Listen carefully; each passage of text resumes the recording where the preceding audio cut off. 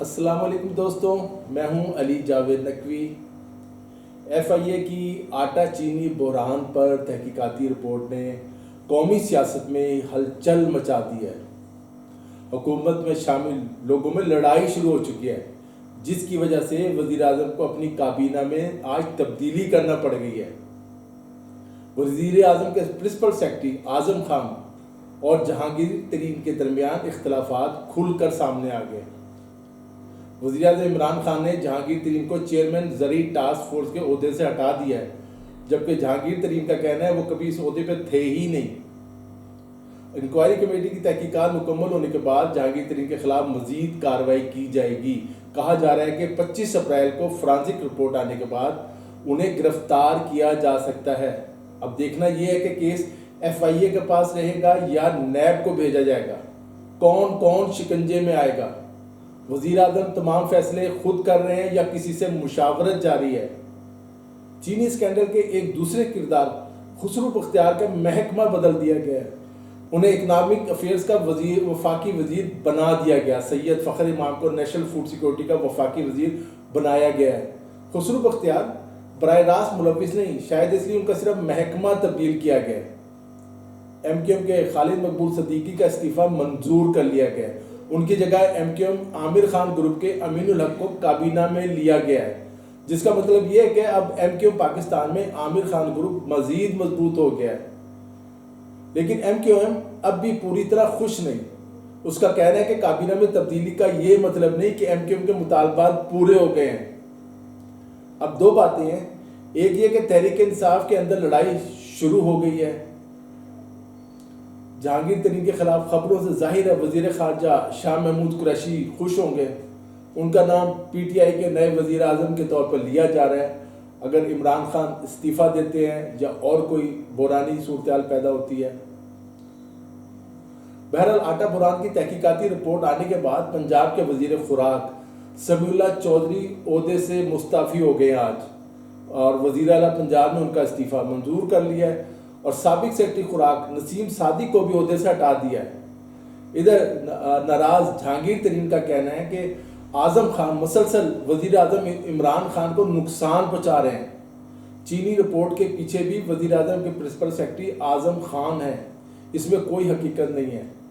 جہانگیر ترین نے اس بات کا بھی اعتراف کیا ہے کہ ان کے وزیر اعظم عمران خان سے پہلے جیسے تعلقات نہیں ہیں، ان میں دراڑیں آ چکی ہیں۔ لیکن وہ یہ کہتے ہیں کہ اگر وزیر اعظم عمران خان نے ان سے مشورہ مانگا تو وہ مشورہ ضرور دیں گے۔ جہانگیر ترین اپنے اوپر لگائے گئے تمام الزامات کی تردید کر چکے ہیں۔ وہ کہتے ہیں انہوں نے چینی بحران سے کوئی فائدہ نہیں اٹھایا۔ ایف آئی اے جہانگیر ترین کی ملوں کا فرانسک آڈٹ کر رہی ہے۔ ان کے کمپیوٹرز اور تمام ریکارڈ اس وقت ایف آئی اے کے پاس ہے۔ ایف آئی اے کے ڈائریکٹر جنرل واجد ضیاء، آپ کو یاد ہوگا واجد ضیاء نے نواز شریف کے خلاف پاناما اسکینڈل میں تحقیقاتی ٹیم کے سربراہ کے طور پر تحقیقات کی۔ اب وہی واجد ضیاء عمران خان کے دوستوں کے خلاف تحقیقات کر رہے ہیں۔ بدلتا ہے رنگ آسماں کیسے کیسے۔ جہانگیر ترین نے آج 6 اپریل کو ٹویٹ کیا ہے کہ ایف آئی اے ان کی 3 شوگر ملوں سمیت 10 ملوں کا فرانسک آڈٹ کر رہی ہے۔ انہوں نے اس بات کو مانا ہے۔ ایف آئی اے نے جو ریکارڈ مانگا دے دیا۔ ایف آئی اے کو ریکارڈ کے سرور تک رسائی دے دی ہے۔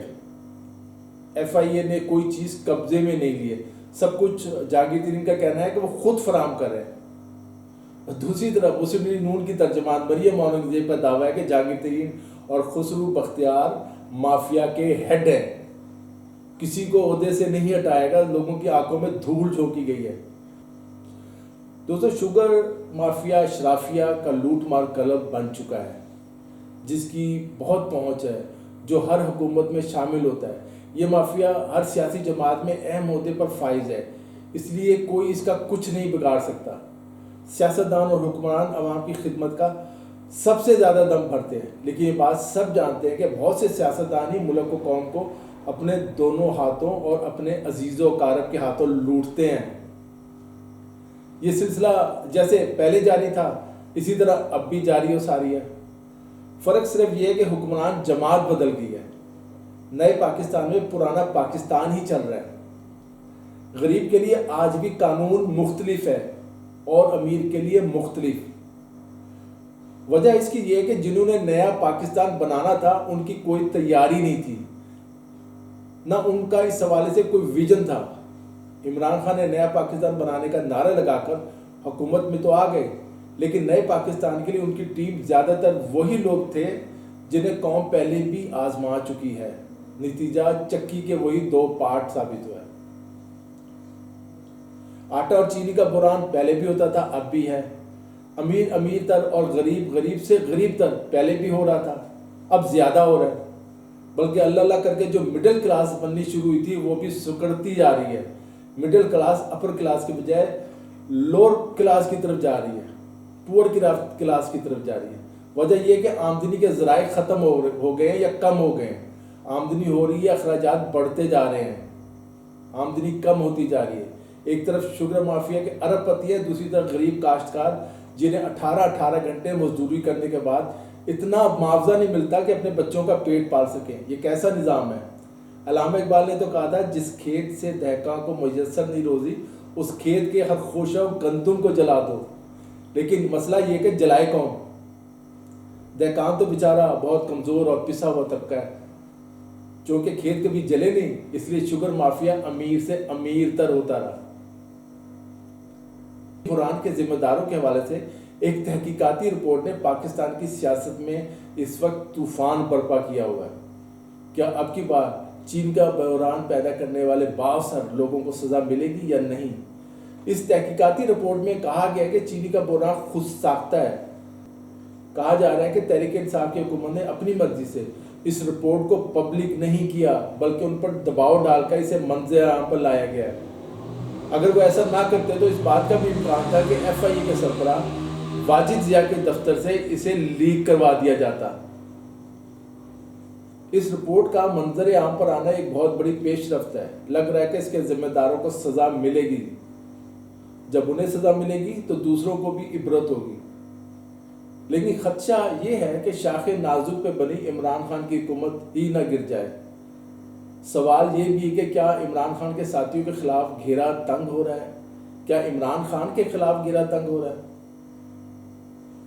دوستو، پاکستان میں نواز شریف، آصف علی زرداری، چودھری مونس سلائی، ہمایوں اختر اور خسرو بختیار سمیت بہت سے سیاسی خاندانوں نے شوگر ملیں لگائی ہوئی ہیں، کیونکہ یہ بہت منافع کا کاروبار ہے، فائدہ ہی فائدہ ہے. مختلف سیاسی جماعتوں میں موجود سیاسی رہنما عوام کے سامنے نیوز چینلز کے پروگراموں میں تو لڑتے رہتے ہیں، لیکن لوٹ مار کے لیے متحد ہیں.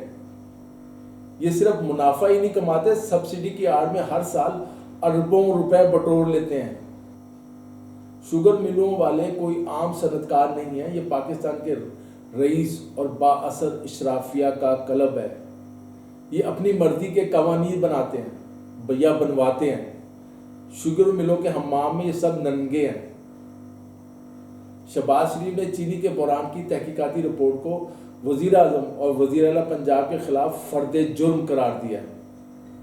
اب یہ بھی حقیقت ہے کہ شہباز شریف فیملی کو بھی بہت سی شوگر ملے ہیں، ان لوگوں کی بھی، وہ بھی خوب منافع کماتے ہیں. وہ جس رپورٹ کا ذکر کر رہے ہیں اس میں سلمان شہباز کو 1 ارب 40 کروڑ روپے سبسڈی دینے کا ذکر بھی موجود ہے. اس طرح پیپلز پارٹی کے بہت سے رہنما شوگر ملوں کے مالک ہیں. انہوں نے بھی اس بہتی گنگا میں ہاتھ دھوئے ہیں. ایک بیچارے آپ اور میں رہ گئے ہیں جو مہنگی چینی اور آٹا خرید کر ان منافع خوروں کے منافع میں روز اضافہ کر رہے ہیں. آج کے لیے اتنا ہی. علی جاوید نقوی کو اجازت دیجیے. خدا حافظ.